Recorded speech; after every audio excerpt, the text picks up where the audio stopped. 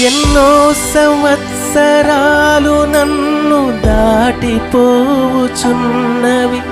నా ఆశలు నా కలలని వెంబడించుచుంటిని. ఫలాలు లేని వృక్షము వలె ఎదిగిపోతిని, ఏనాడు కూలిపోదునో ఎరుగకుంటిని. నా మరణ రోదన ఆలకించుమో ప్రభు, మరల నన్ను నూతనముగా చిగురువేయని. నా బ్రతుకు దినములు లెక్కింపనేర్పుము, దేవాయి భూమిని వేడు ఘడియ నాకు చూపుము.